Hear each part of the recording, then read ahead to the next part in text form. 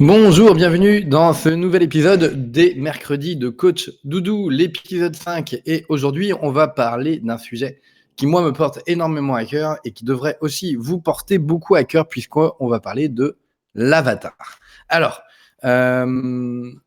déjà, de base, excusez ma voix parce que je sors tout juste d'une angine, donc du coup, un peu compliqué au niveau de ma voix.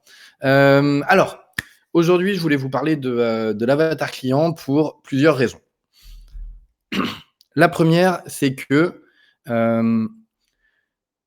c'est un outil extrêmement puissant en matière de prospection et de communication, dans le sens où ça va vous permettre en fait de rendre votre communication et votre prospection, notamment dans le choix de vos actions ou dans le choix de vos messages, beaucoup plus percutant et impactant.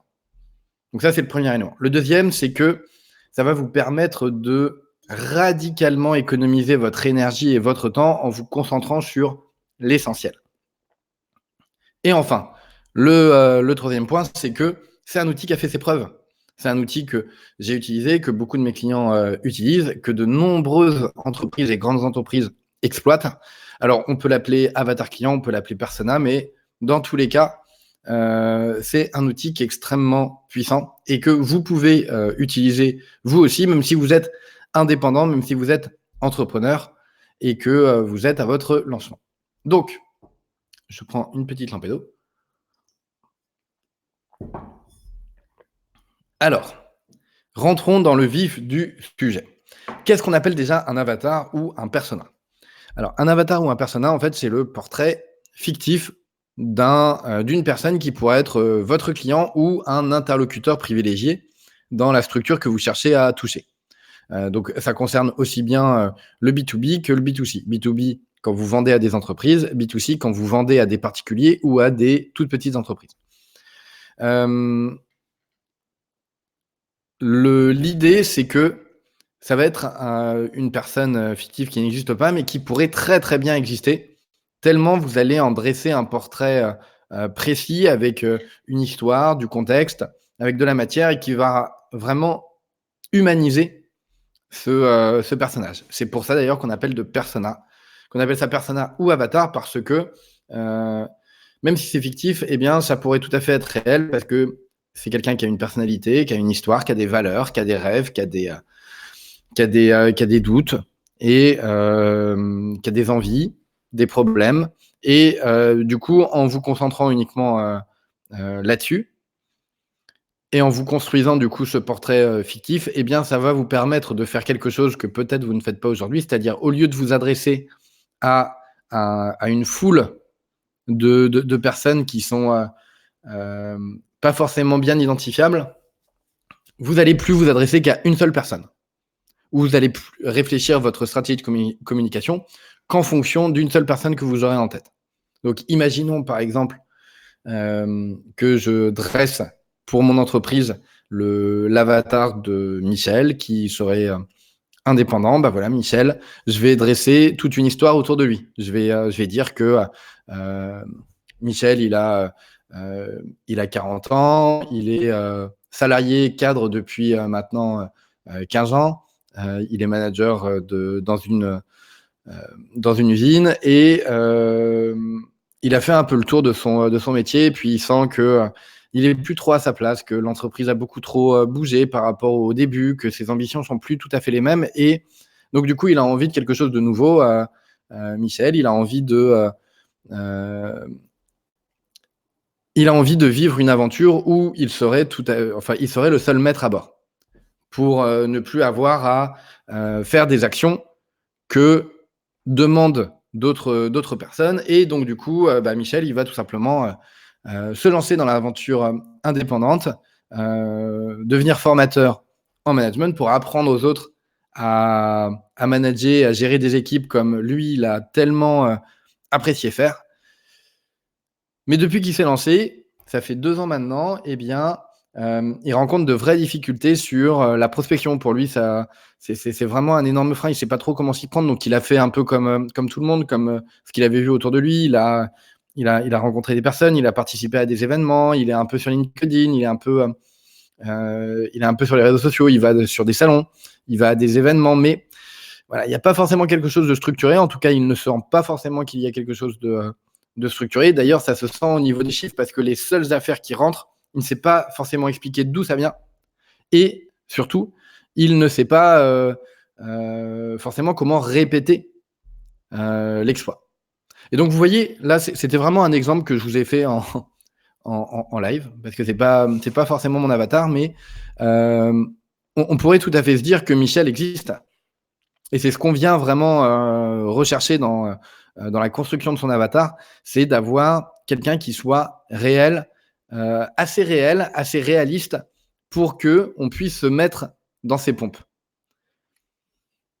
Est-ce que c'est quelque chose qui vous parle? Dites-moi dans les commentaires si ça vous parle. Là, on est assez nombreux, mais voilà, je ne vois pas beaucoup de commentaires. Alors peut-être que ça vient, peut-être que c'est une erreur. Peut-être qu'il y a un bug de mon côté que je ne vois pas aux commentaires. Tout de suite.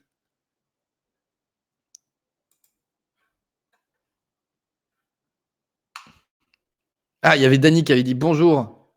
Bonjour coach.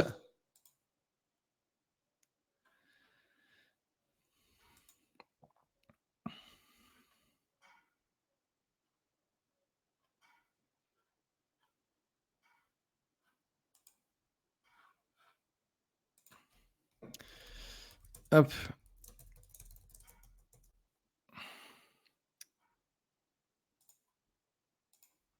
Alors, excusez-moi, je suis en train de regarder.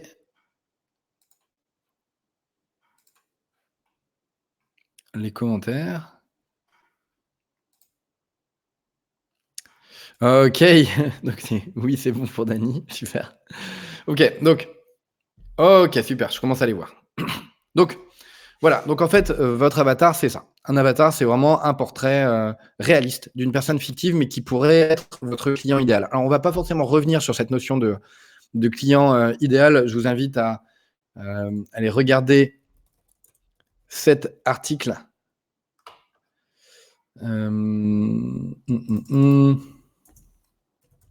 J'ai fait un article sur le sujet. L'idée étant que pour que votre prospection soit efficace, il faut que vous ayez une cible claire en tête. Une fois que vous avez cette cible, eh bien, vous allez la matérialiser au travers d'un avatar.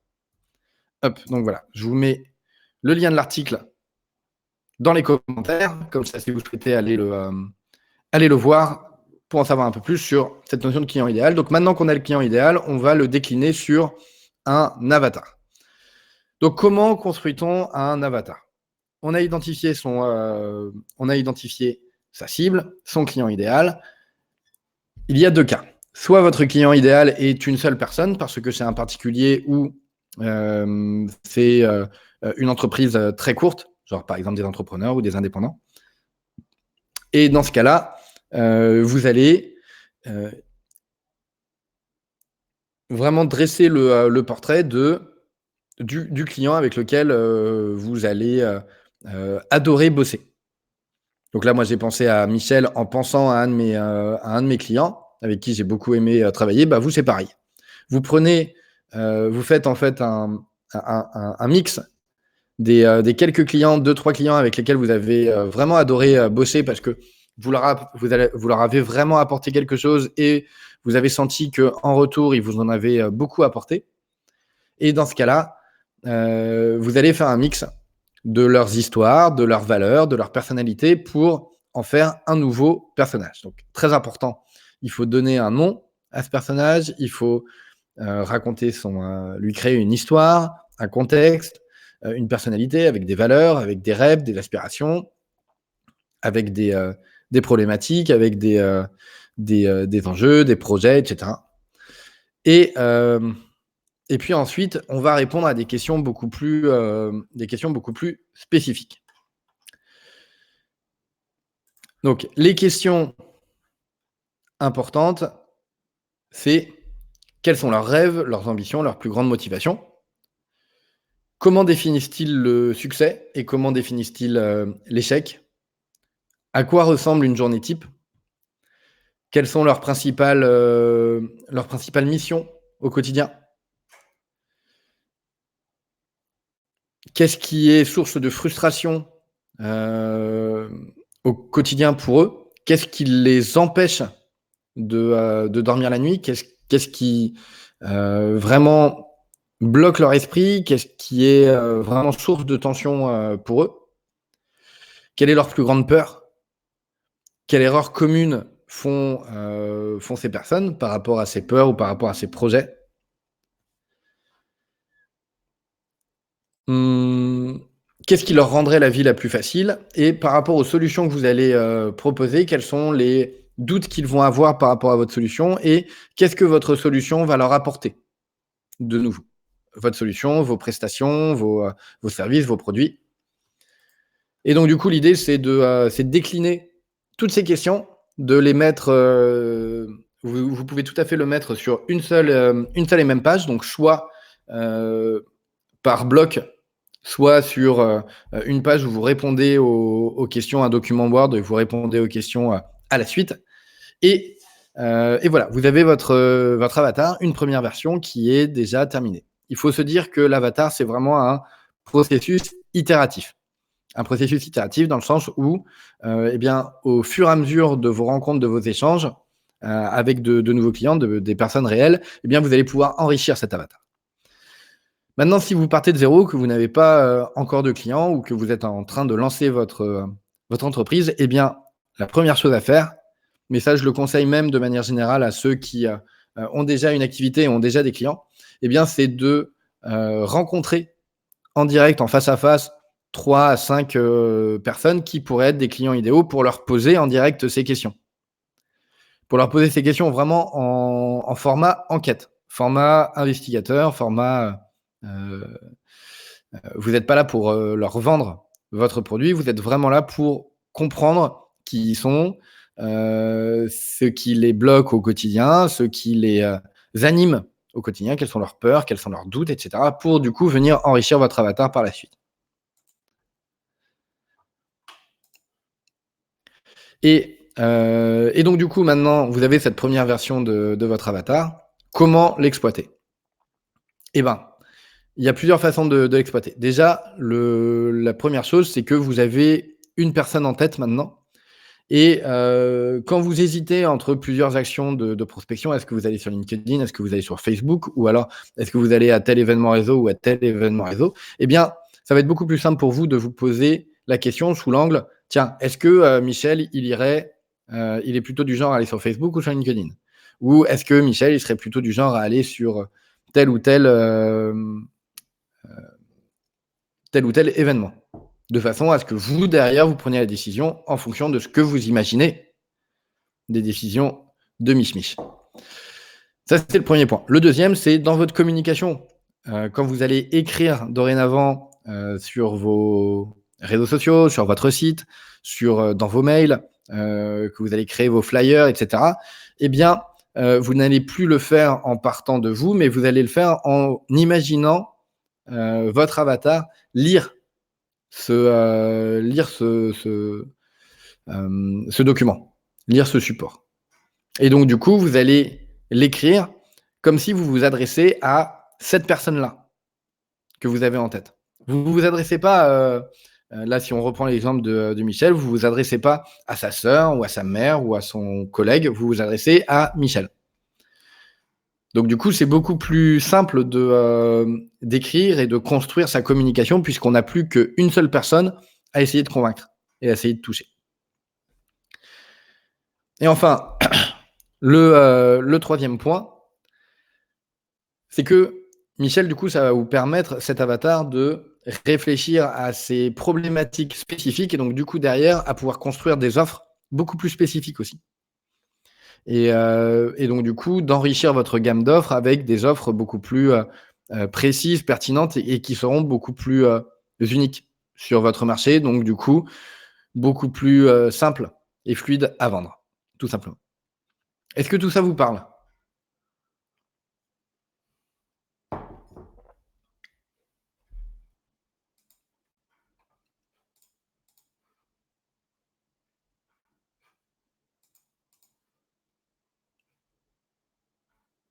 Mmh, mmh, mmh, mmh.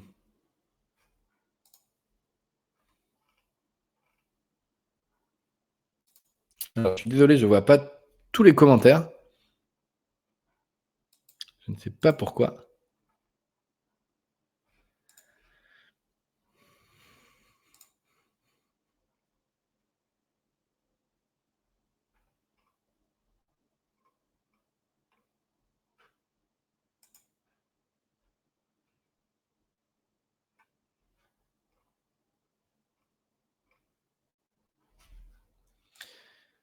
OK, bon.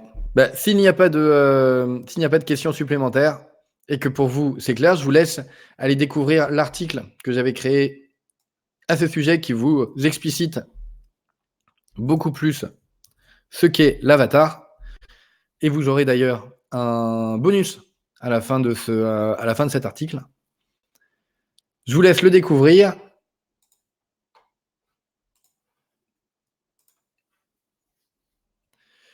Et puis moi, je vous dis à très bientôt. Passez une excellente fin de journée et puis à mercredi prochain pour un nouveau mercredi de Coach Doudou. Ciao.